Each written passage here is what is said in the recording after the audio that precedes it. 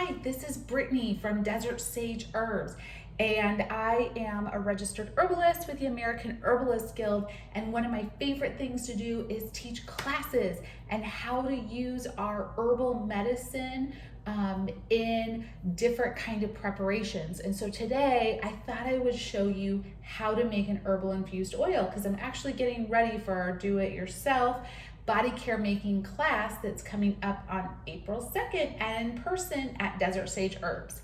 So to prepare for this, I make infused oils because we're gonna make a beautiful lip balm that is so simple, so fun to make. You can make tons of them for really cost effective. You can give them to all your friends. So it's a really fun thing to do, even with your kids also.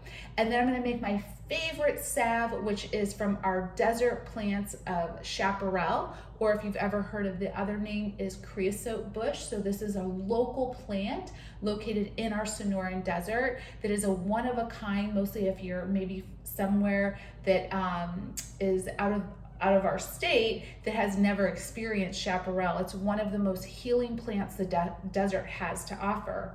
But before we make actually the lip balm and the salve, you have to make an infused oil. So an infused oil is a medicinal oil. And what we're doing is we're extracting the constituents that can be extracted in an oil or an oil solvent, basically, so the oil, into the oil so that you have a medicinal oil that you can use topically on your body. And you can use it topically just as it is after you strain it, or you then turn it into a medicinal product. So we actually put infused oils in our lotions, we put infused oils in our body butter, we put infused oils in our lip balms, and we put infused oil in our salves. So I'm gonna show you a little bit about how you do an infused oil.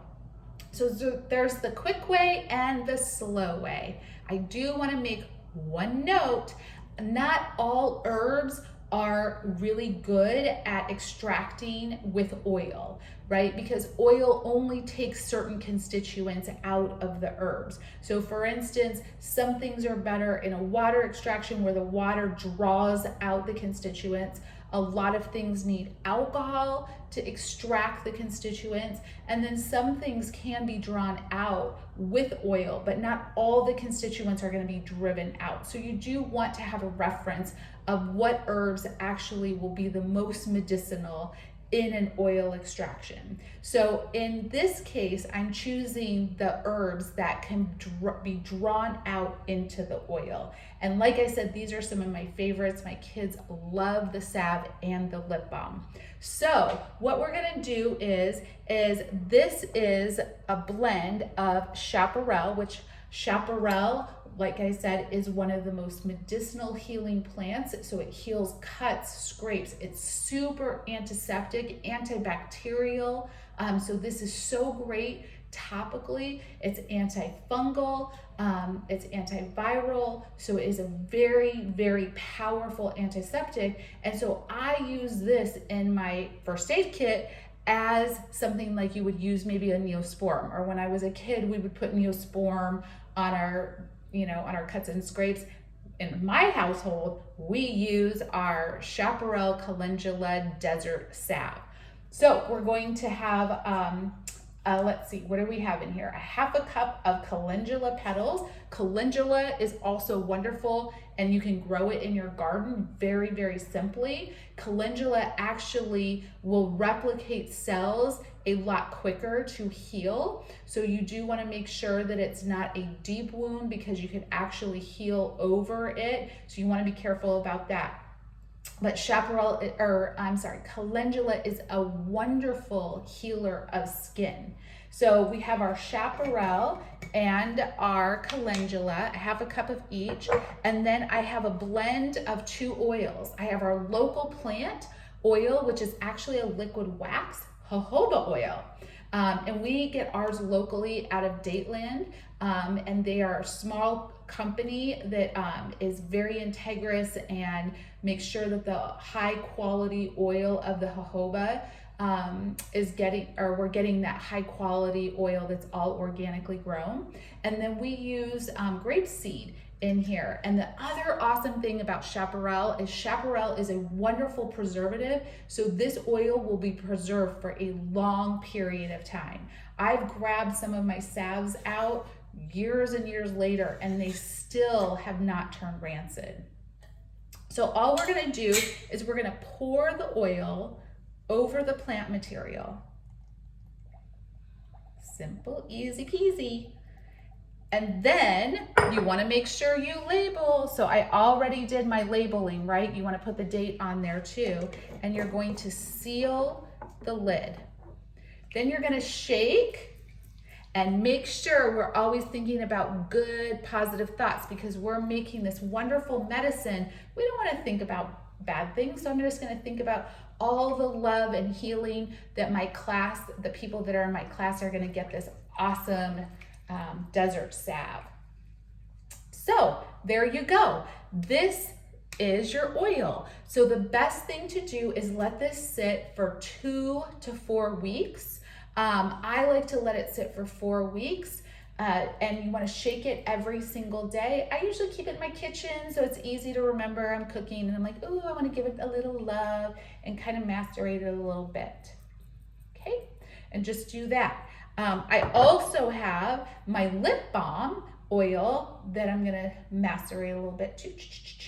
And this has calendula petals, marshmallow, and licorice root. Marshmallow and licorice root are super, super soothing and healing to the skin, as calendula rebuilds the skin cells. Also for burnt and chapped lips, it is excellent for that. And this has some sesame oil and jojoba oil. I love the sesame oil because it's a little bit more moisturizing, and living in Arizona, we are like dry little lizards out here, so we need a little bit more moisture. So let's say like I want to make these lip balms maybe tomorrow, and I don't have time, to do this for 4 weeks or 2 weeks. So what you can do is the quick way. So the quick way is pretty easy. I do keep my lid off. Now my label is on there, and you're going to put it in a pan of warm water, or you can just put it in a pan of cool water, and then you're going to heat it on the stove. So you're going to keep it on a very low, the lowest temperature you can keep it on.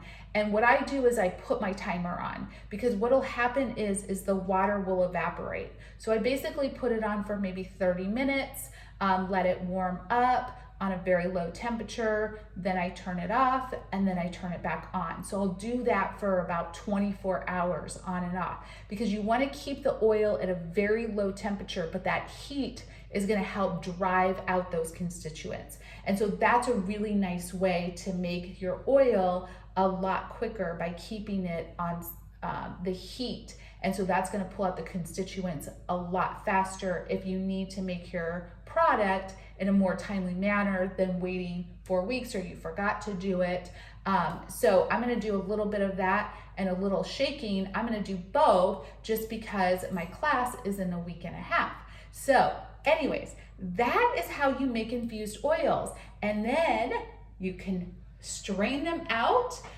So we use cheesecloth to strain them out, and you can use those oils topically, or you can change them into lip balms, salves, lotions, which we will be doing in our do-it-yourself class. So you can find out how to do more awesome, fun things by all of our medicine making classes that we have at Desert Sage Herbs. Or you can use some wonderful books like Rosemary Gladstar that has different recipes for salves and things like that. So I hope you all have fun and turn your topical oils that you're using into more medicinal oils that can be more therapeutic than you ever imagined. So thanks for joining me, and hopefully we'll see you all soon again.